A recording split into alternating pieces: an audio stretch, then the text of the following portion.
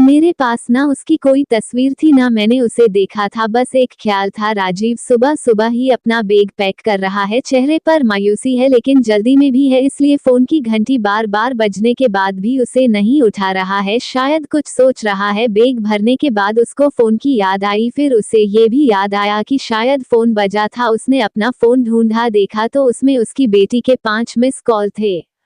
राजीव ने उसे फोन किया। राजीव, हाँ कनिका, बोलो कनिका पापा, मैं आपको कब से फोन लगा रही थी, आप फोन क्यों नहीं उठा रहे थे। राजीव, वो मैं थोड़ा बिजी था। कनिका, आप घर पर है या बाहर। राजीव, अभी तो घर हूँ लेकिन निकल रहा हूँ।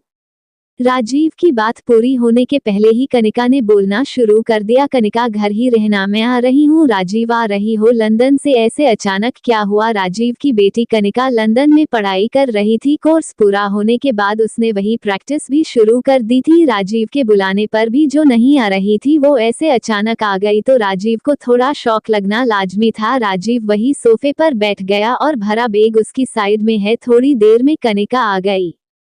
राजीव, राजीव क्या हुआ, तुम अचानक कैसे आ गई। कनिका, पापा अभी आप मुझसे कुछ नहीं पूछिए, आपको अगर मेरे यहाँ आने से कुछ प्रॉब्लम है तो मैं कहीं और चली जाती हूँ।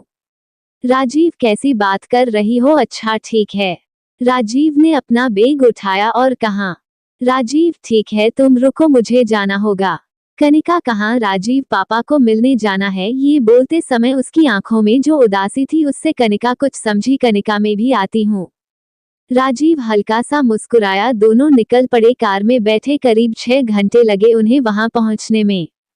राजीव के पिताजी अपने पुराने घर में ही रहते थे। कई बार राजीव ने उन्हें वहां से अपने साथ चलने को कहा लेकिन उन्होंने कहा कि तुम्हारा कोई ठिकाना नहीं, कभी कहीं रहते होगा कभी कहीं, मुझे यही अच्छा लगता है। राजीव और कनिका सीधे उनके कमरे में पहुंचे। वो बिस्तर पर लेटे थे, हालत थोड़ी ठीक नहीं थी। अब इस उम्र में अक्सर ऐसा हो जाता है। कनिका दादाजी सीधा दादा से लिपट गई। दादा, अरे मेरी बच्ची, अच्छा हुआ तू आ गई, नहीं तो मुझे लगा कि क्या पता अब तुझे देख पाऊंगा या नहीं। राजीव, कैसी बातें करते हैं पापा। कनिका, दादाजी मुझे कुछ बात करनी है आपसे। दादाजी, हाँ बोल मेरी बच्ची। तब कनिका ने अपने ब्रेकअप के बारे में दादाजी को बताया। राजीव भी वही खड़ा सुन रहा था। उसे भी पता चल गया कि उसके यहाँ आने का कारण क्या था। ये सब सुनने के बाद दादाजी, दादाजी क्या तुम आजकल के बच्चे प्यार करते हो। एक इस तेरे बाप को ही देख ले, तलाक लेकर अकेला बैठा है। लव मैरिज की थी, पता नहीं फिर कहाँ चला गया। लव, तुम मुझसे कुछ सीखे नहीं। कनिका, दादाजी आपकी भी कुछ लव स्टोरी है, मैं तो आपसे सब शेयर करती हूँ। और आप दादाजी, हाँ एक प्यारी सी जिसको सोचता हूँ तो आज भी खुश हो जाता हूँ। तू कभी मिली नहीं फुर्सत में कि तुझे सुना सकूं। कनिका, दादी के साथ ही था या कोई और कहानी है।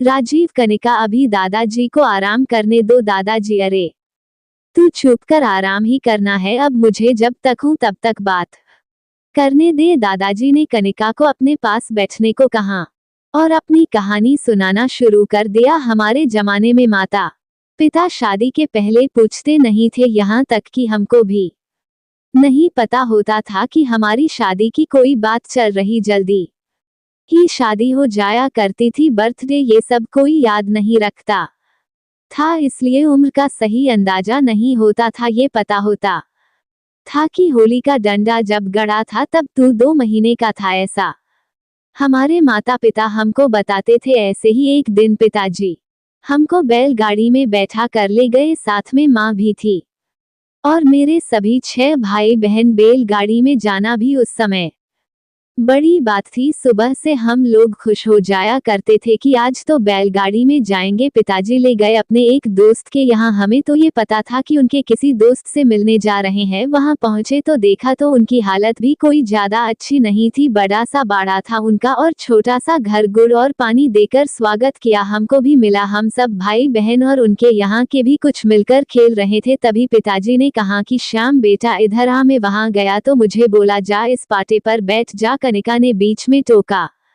कनिका, पाटा क्या होता। राजीव, लकड़ी का पटिया बैठने के लिए होता। दादाजी ने फिर अपनी कहानी शुरू की। मुझे बैठने को कहाँ तो मैं बैठा तो उसके बाद उनके दोस्त आए, मुझे टिका लगाया और 1 रुपया और नारियल लाल कपड़े के साथ मुझे दे दिया। मेरे पापा खुश थे। माँ अंदर कमरे में थी, सारी महिलाएं वही। मुझे जितना दिखाई दिया वहां भी किसी को नारियल दिया। इतना बड़ा तो मैं हो गया था कि यह सब समझ जाऊं। मैंने पहले भी सुना था कि फलाने ने फलाने को नारियल देकर रोका कर लिया। मुझे अब समझ आ गया था कि मेरी शादी होने वाली है। बस फिर उलझ कूद बंद और एकदम से मैं सयाना बन गया। वही बड़ों ने शादी की तारीख 1 महीने बाद की तय भी कर ली।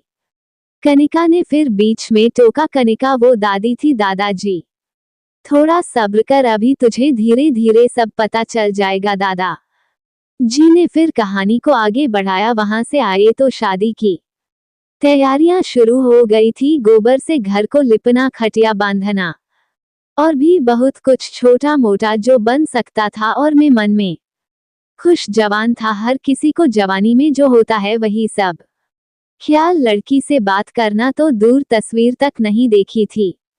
बस माँ बापू ने देखा, उन्होंने ही तय कर दिया मुंह दिखाए कि रस्म का मतलब हमारे ही जमाने में था। अब करीब 5 दिन ही रह गए थे शादी में। पिताजी ने 2-4 बैलगाड़ियां कर ली थी, लेकिन फिर एक सुबह कुछ खुसर फुसर सुनाई दी। किसी ने आकर जानकारी दी कि तुम्हारी बहू का पैर टूट गया। उस समय कौन जाता था डॉक्टर के पास, इतना पैसा भी नहीं था। वेद जी जो बोला किया, उन्होंने तो चलने की कोई जिम्मेदारी नहीं ली थी। कहाँ कब चलेगी पता नहीं, चलेगी या नहीं ये भी पता नहीं। कुएं की मुंडेर से नीचे गिरी थी, नीचे टूटा मटका था, उस पर जाकर घुटना लगा। घुटना 2-3 भागों में टूट गया था। माँ को सभी महिलाएं बोल रही थी, शायद तुम्हारे भाग में नहीं है, अब शादी को मना कर दो। पहली शादी है, तुम्हारी भी उम्मीदें हैं, और अगर नई बहू आकर बिस्तर में ही पड़ी रहे तो क्या मतलब है ऐसी शादी का। माँ ने मन बना लिया था कि अब शादी नहीं होगी। कनिका ने फिर बीच में टोका। कनिका मतलब वो दादी नहीं थी। दादाजी सिर्फ हंसे, बोले अब तू आगे सुन। उसी शाम को उनके दोस्त लड़की के पिता हमारे घर आ गए। आकर बैठे, पिताजी के आगे हाथ जोड़े और कहा कि माफ करना, लेकिन अब यह शादी नहीं हो सकती। हमारी लड़की चलेगी कि नहीं ये पता नहीं। हम आप लोगों को अंधेरे में नहीं रखना चाहते। अंदर कमरे से माँ सुन रही थी, मैं उनके साथ ही था। उस वक्त उनके चेहरे पर जो राहत थी वो मैंने साफ साफ देखी। मैं तो बता भी नहीं सकता कि किस हालत में था। बिना देखे ही मेरी शादी पक्की हुई और अब टूट भी रही। सपने देखने के लिए भी एक चेहरे की जरूरत होती है, मेरे पास तो वो भी नहीं था। बस अपनी ही ख्याल में एक चेहरा बनाया था, उसी से शादी का ख्याल किया और अब उसी से टूट जाने का ख्याल भी करना पड़ रहा था। लेकिन इतने में मेरे पिताजी बोले, क्या बात कर रहे हो महाराज, शादी है 4 दिन में, जाकर तैयारी करें। वही हमारे घर की बहू बनेगी, लेकिन वो चल नहीं सकती ना।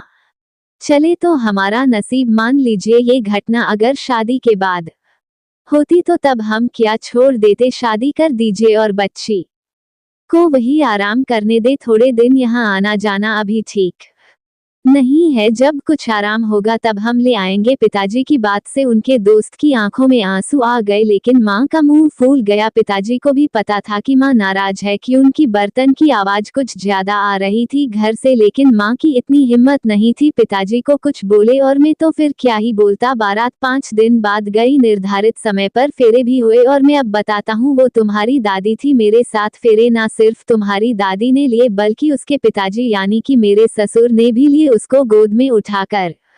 कनिका बस अब शांत और चेहरे पर मुस्कान लिए सुन रही है। कनिका फिर दादी घर कब आई?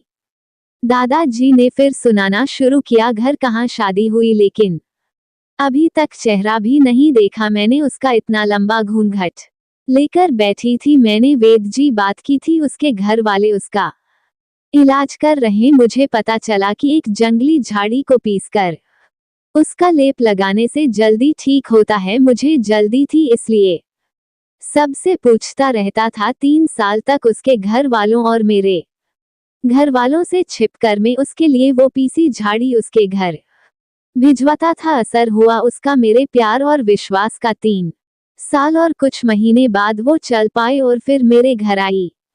कनिका सुनती रह गई आश्चर्य से। उसकी आंखें बस दादाजी को देखे जा रही थी। राजीव की आंखों में भी आंसू थे। माँ को याद कर रहा था दादाजी, वो दिन है और उसके जाते वक्त तक का दिन है। उसने कभी मेरा साथ नहीं छोड़ा, कभी कभी लड़ती थी तो मैं कहता था कि ज्यादा लड़ेगी तो तेरे बाप को ले आऊंगा। उसने भी मेरे साथ फेरे लिए हैं। ये सुनकर तीनों जोर जोर से हंसने लगे। दादाजी को जोर से खांसी आने लगी तो राजीव ने कहा, बस कनिका, अब इन्हें आराम करने दो, रात भी हो गई है। कनिका ने जाते जाते कहा। कनिका, वाह दादाजी, क्या बात है, मान गए कि आप गए, आपको कल आगे की कहानी सुनाना। कनिका ने सोचा कि आगे की और कहानियां दादाजी से सुनेगी। अगली सुबह दादाजी नहीं रहे। अचानक ही किसी को बिना बताए, बिना परेशान किए चुपचाप इस दुनिया से चले गए। कनिका आंखों में आंसू लिए बस उनको देखे जा रही थी। जाते जाते भी दादाजी उसे प्यार क्या होता है ये बता गए।